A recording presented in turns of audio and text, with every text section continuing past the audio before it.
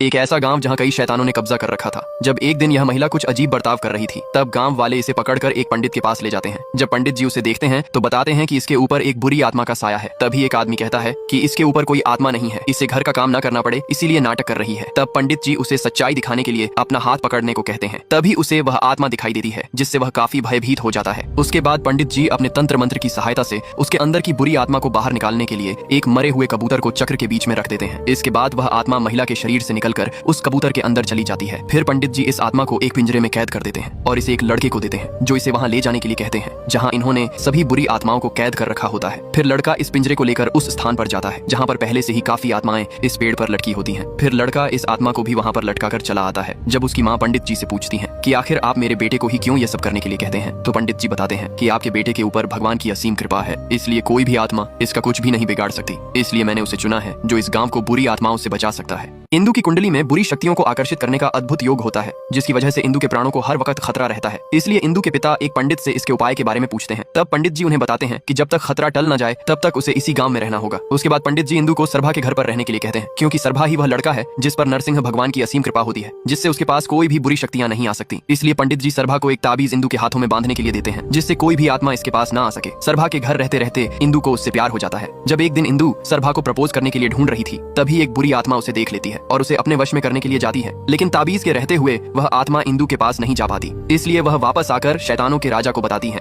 कि कोई दिव्य शक्ति है उसके पास जो उसकी रक्षा कर रही है। तब शैतान कहता है, उसे लाने के लिए मुझे जो भी करना पड़ेगा वह मैं करूंगा, क्योंकि उसकी बलि चढ़ाने के बाद ही मुझे पूरी शक्तियां मिल सकती हैं। इसीलिए वह अपना भेष बदलकर उस गांव में जाता है। यहाँ पर इंदु सरभा को ढूंढ रही थी कि तभी एक महिला की उससे टक्कर होने की वजह से उसका ताबीज नीचे गिर जाता है। तभी सामने सरभा उसे दिखता है। वह जैसे ही उसे बुलाने के लिए आवाज लगाती है, तभी शैतान पीछे से उसे पकड़कर अपने साथ ले जाता है। सरभा भी इंदु को बचाने के लिए उसके पीछे जाता है और दोनों में काफी लड़ाई होने के बाद सरभा इंदु को बचा लेता है। तभी गांव वाले भी वहां आ जाते हैं। जब सरभा की माँ सरभा को आवाज लगती है तो शैतान उसकी माँ को देखकर उसे पहचान जाता है और कहता है कि तुम अभी भी जिंदा हो तो मेरे बाबा भी जरूर जिंदा होंगे। मैं उनका पता लगाकर तुम सभी को एक एक करके मार डालूंगा। ये कहकर शैतान अपने बाबा को ढूंढने के लिए जाता है, जहाँ उसके बाबा को इस पेड़ पर एक उल्लू बनाकर कैद कर रखा था। पर जैसे ही शैतान उसके पास जाता, वैसे ही उस पर लगा सुरक्षा कवच शैतान को रोक लेता है, क्योंकि इस पेड़ को एक ऐसी दिव्य शक्ति से बांधा गया था जहाँ कोई भी दुष्ट शक्ति उसमें प्रवेश नहीं कर सकती थी। दरअसल कुछ साल पहले सरभा माँ अपने बच्चे को इस जंगल में जन्म देती है, लेकिन तभी एक बुरी आत्मा का साया आकर इसके अंदर चला जाता है, जो उसे अपने वश में करके बच्चे को मारने की कोशिश करता है। लेकिन माँ के अंदर की आत्मा अभी भी उस शैतान से लड़ रही थी, इसीलिए वो अपने बच्चे को बचाने के लिए खुद के हाथों को बांध लेती है। तभी उस रास्ते से कुछ पंडित गुजर रहे थे, जिन्हें देखकर वो उनसे मदद मांगती है। तब एक पंडित ने रुककर उसकी मदद करने का फैसला किया और उस पंडित ने अपने मंत्र की मदद से उस शैतान को एक उल्लू बनाकर इस पेड़ पर कैद कर दिया, जो इसी शैतान के बाबा थे।